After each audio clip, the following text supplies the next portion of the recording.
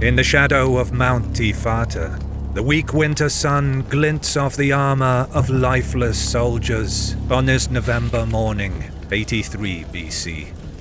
Thousands of Roman legionaries line the mist-shrouded banks of the Volturnus River near Mount Tifata, not far from the gates of Rome itself. The ghastly sight is the result of the victor, Lucius Cornelius Sulla. He surveys the scene and gives thanks to fortune that his men have kept their faith to him. Until this point, he had no certainty that they would obey orders and draw their swords on fellow citizen legionaries. But now he knows the full scope of their and his potential. If he continues to lead his armies with ability and bravery, the gods will deliver Rome to him. But as dedicated as his men are to his name and the rewards his favorability with the gods will bestow on them, massive obstacles to their success, and indeed their very survival, still remain. Large parts of Italy are steadfastly against Sulla, while at the same time there is another consular army, at least as large, if not greater in numbers than Sulla's own force. While his men have passed this first test at Tifata, there is no assurance they can catch lightning from the sky a second time.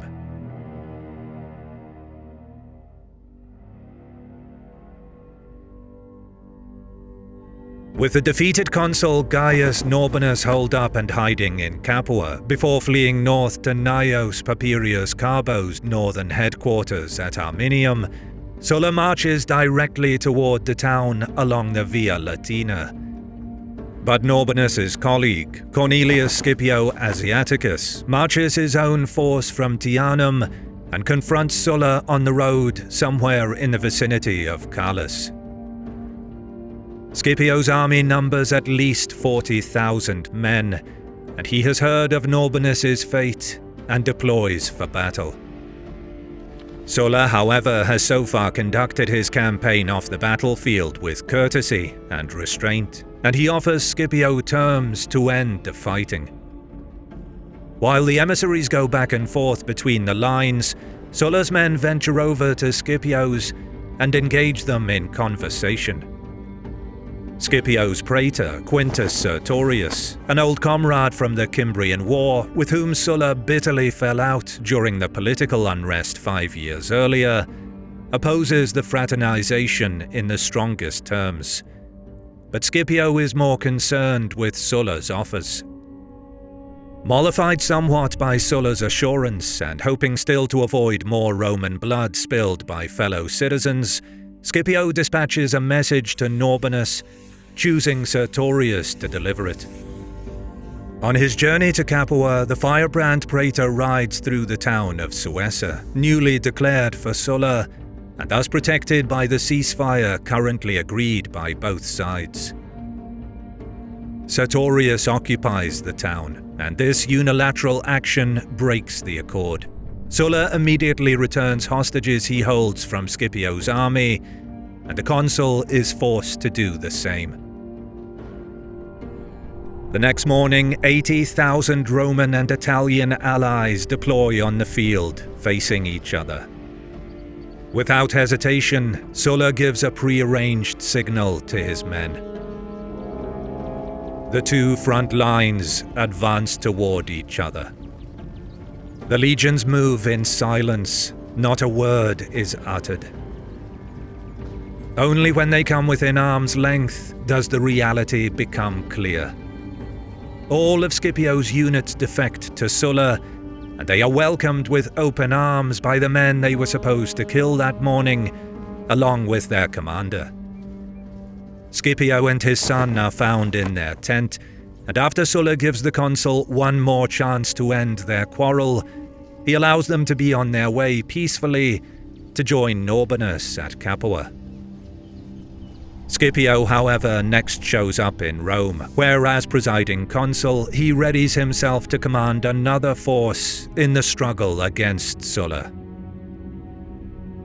Back south, Sulla has doubled the size of his forces at a stroke, and dealt a crippling blow to the enemy. In Capua, Norbanus works to seal his own men off from Sulla's tactics of recruitment, and he embarks on a campaign of shadowing the rebel and blocking his advance, moving his forces to Praeneste. Sulla might have the recent momentum, but large parts of the peninsula are still very much in favor of his enemies. He can count on the support of Calabria, Apulia, and Picenum, where Gnaeus Pompey has secured valuable recruits. His enemies, however, have Rome foremost of all, with the added backing of Latium, Campania, and Marius's domains of Etruria and Umbria. Cisalpine Gaul, the northern reaches of Italy, stand against Sulla also. In spite of a devastating fire of unknown perseverance that levels the capital and many of Rome's oldest buildings in July, business in the Mother of Cities carries on as normal, and elections are held for the coming year's consuls. These are Gnaeus Papirius Carbo and Gaius Marius the Younger, both of them the most powerful members of the anti-Sullan coalition. Their election shows that the war, which originally began over Sulla's opposition to Italian citizenship, as well as Gaius Marius Senior's usurpation of his eastern command, has now entered its most crucial phase.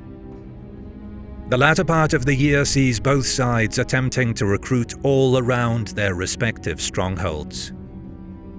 Two of the most successful are Pompey and Sertorius.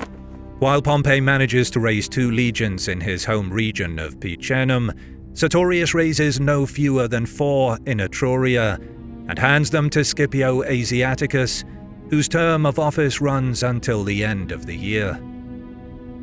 Scipio marches Sertorius's legions into Picenum to engage Pompey, only for his men to defect over to Sulla's side the moment the armies come in contact with each other. Scipio thus becomes perhaps the only man in Roman history to lose 2 entire consular armies without a fight. The shame causes him to leave Italy for Gaul immediately afterward, never to return.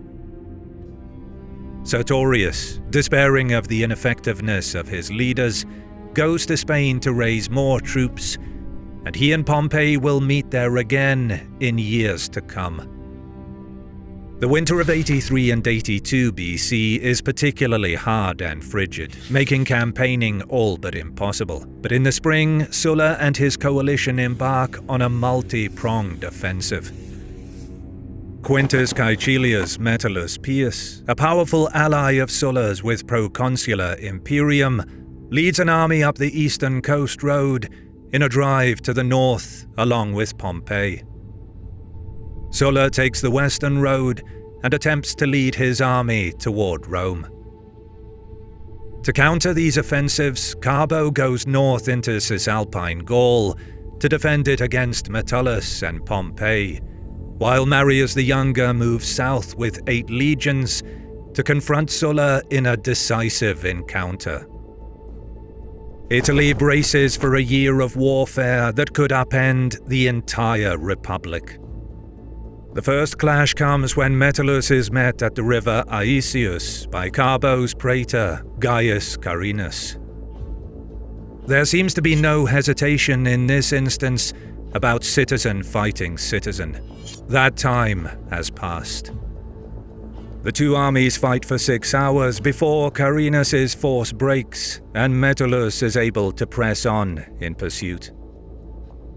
Carbo next moves to stop Metellus, and he is able to form such an effective redoubt that the Sullan advance is stopped, and Carbo is even able to blockade and besiege Metellus. Meanwhile, on the opposite side of the peninsula, Marius has moved at pace to meet Sulla in the field before he can reach Praeneste, and the 2 armies come within sight of each other as Sulla's host moves out from the town of Setia. The Sullan host is separated between the main army and another contingent under Gnaeus Cornelius Dolabella some distance away, which Marius has cut off from Sulla by sealing the roads in the area. Despite sorties to clear the path and bring the two parties together, Marius's troops hold firm, and the dissatisfaction of the Sullans grows when a cruel April rain shower begins to lash down. Sulla's lieutenants point out to him that the men not in the front line are now lying on their shields to rest after the march and fighting throughout the day, and it would be better to repose for the night and begin again on the dawn. Reluctantly, Sulla accedes, and his legionaries begin to pitch their camp. This activity is spotted on the far side of the line, and Marius believes that he has been gifted an opportunity. Riding forth at the head of his cavalry, and with the legionaries moving in support, he unleashes an attack on Sulla's distracted lines. The Sullans, seeing this breach of decorum, Romans attacking fellow citizens when they are armed only with spades and picks, become enraged and form up their lines, grasping javelins to launch into the oncoming Marian line. Even though the day is late and the weather atrocious, both armies are soon fully engaged, tens of thousands of men on each side. The two forces fight at close quarters, and such is the fury of Sulla, who is in the thick of the action alongside his men, that Marius's legionaries quickly lose their nerve and begin falling back. Seeing that Marius's left wing in particular is in danger of total collapse, 5 cohorts of infantry and 2 cavalry squadrons surrender and apparently offer their arms to Sulla on the field. Marius's entire line thus collapses, and his remaining forces break and run.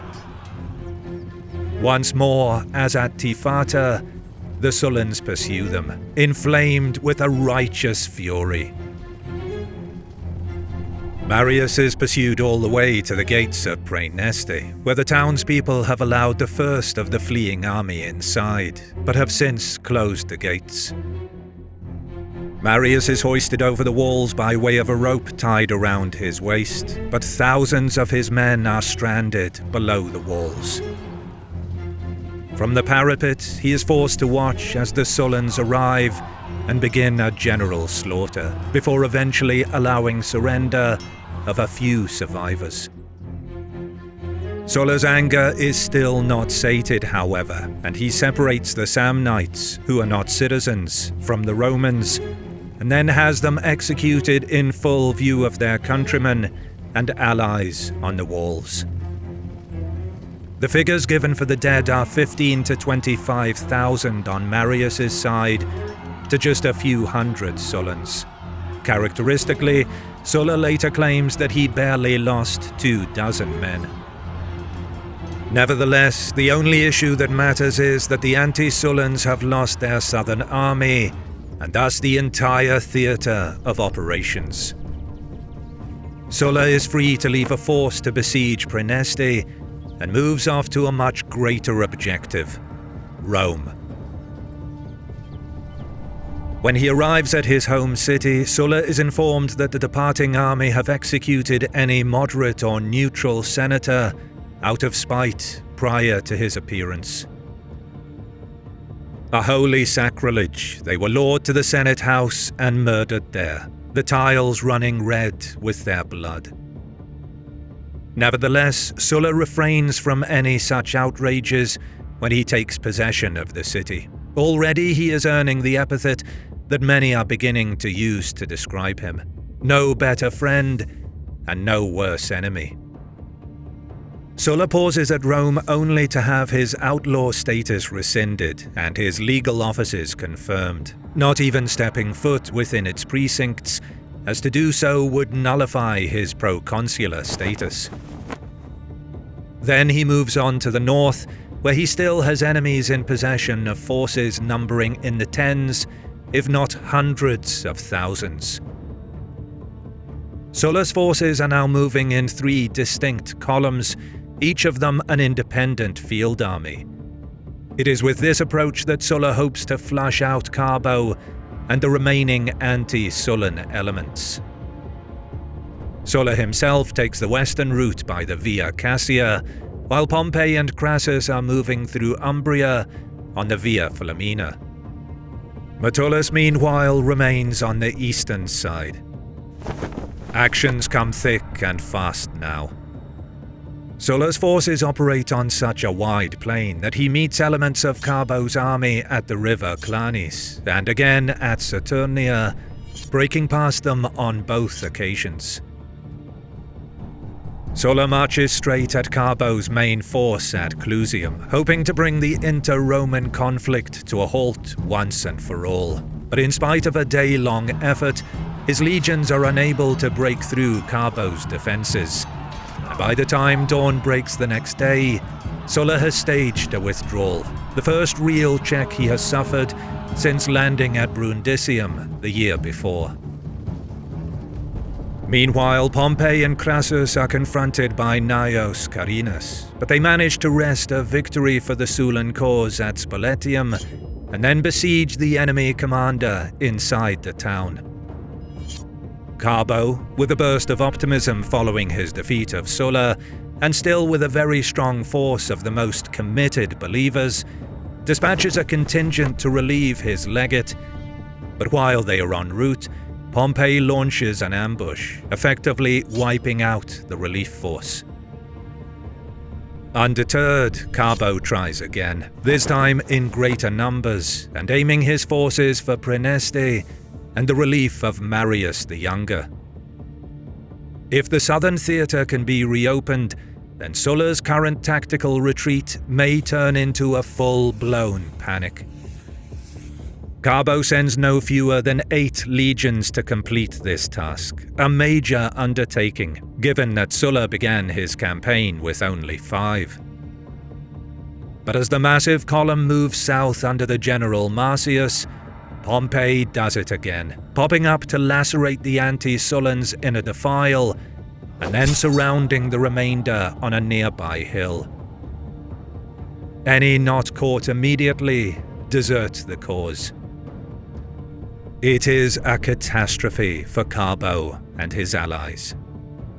8 legions, the same number as had been lost to Hannibal at Cannae, and almost 30% of the entire force of what will be Augustus's standing army, are gone at a stroke. Carbo is left with the inescapable conclusion that he must do something, or else his remaining forces will eventually dissipate into the wind. Looking at the map of Italy, Sulla has already been checked, but an attack on him in force might be folly. He has proven to be a lethal opponent when his back is to the wall. Pompey and Crassus have indisputably held the centre of the peninsula, and sending yet another column south to pass them would be to throw it away. That leaves Metellus's force in the east. Since the outset of the campaign, Metellus appears to have been unable to reach Ravenna, the important centre on the east coast. But by stationing his forces at Faventia, and then sending Marcus Lucullus to Placentia, he has effectively shut off a large part of the anti-Sullan communication and cooperation in the Po Valley. Carbo elects that he will launch yet another offensive against Metellus. By eliminating this third prong of the Sullan optimati command, he can punch a hole in the dragnet they are closing around him and boost morale amongst his despondent rank and file. Gaius Norbinus is given the task of laying the foundation for the offensive when he successfully leads an assault on Marcus Lucullus at Placentia and shuts him up in the town. With Metellus' legate unable to render assistance, Norbinus leaves a force to watch over him, and then he and Carbo join forces to move on Metellus. Together, the surviving consul and proconsul hatch a plan. Thinking that Metellus has spent so long at Faventia that he will have become comfortable and lackadaisical in his routines and watch, they elect that they will march on the town through the day, and then launch their attack in force towards the evening, thus giving the enemy no time to prepare or deploy in force before the walls for a proper battle. This tactic seems to have been born more from desperation or temper, as Appian puts it, but the force proceeds through the day and arrives at the city as planned. Reaching the Faventia walls necessitates moving through a large collection of vineyards in the fields around, but Carbo and Norbanus reason that this will provide better cover for their units and will only add to the impact of their attack when it lands on the gates and walls. With just an hour left of daylight and a seemingly unassuming city before them, the anti-Sullans make their attack and launch themselves at the town. Very quickly, all too quickly, it becomes apparent that the strike has been a grievous mistake. The town defences hold, and then Metellus' army counterattacks. Carbo and Norbanus' men and centurions attempt to stay their ground, but the exhaustion of the march and immediate commencement of the charge has exhausted them. The counterattack turns into a collapse, and the collapse almost instantaneously into a debacle. Fleeing backward with murderous fresh Sullans in pursuit, the swarming populares run headlong into the vineyards. The twisting and twiny vines are perfectly placed at head height to clothesline any man running through them at full speed, catching the face or neck and throwing him to the ground. His despair is compounded when his comrades rush along behind and trample over him, many of them falling themselves in turn. When Metellus' forces catch up, they find their enemy sprawled and backed up like fish in a barrel. The slaughter is tremendous. 10,000 of Carbo and Norbanus' men die in the fighting, while 6,000 more simply disappear into the countryside. Only 1,000 men from the tremendous army that made the brazen assault return to Arminium in the aftermath. Carbo and Norbanus' defiance is unraveling in a swelter of defeats and setbacks. But just when Sulla and his allies may be forgiven for thinking that their war was all but won, there are rumblings from the ancient peaks and valleys of Samnium and Lucania. These ancient peoples have long fought against Roman hegemony, with the Samnites even once forcing Roman prisoners to pass under the yoke in abject humiliation. Now, seeing that Sulla has massacred their men before the walls of Praeneste, and their culture and heritage lies on the brink of irreversible bondage, they strap on their resplendent armor and high-crested helmets for one last fateful strike for freedom. From nothing, Sulla now faces a fresh army of 70,000 men, while his enemies amongst his own people have been resuscitated with new hope. Rome's first civil war is far from coming to an end. If you like what you see, consider supporting my work on Patreon, and you get ad-free early access to my videos for as little as $1. You can also show your support by liking the video, commenting, and subscribing to my channel as a sacrifice to the algorithm. As always, I'll see you in the next one.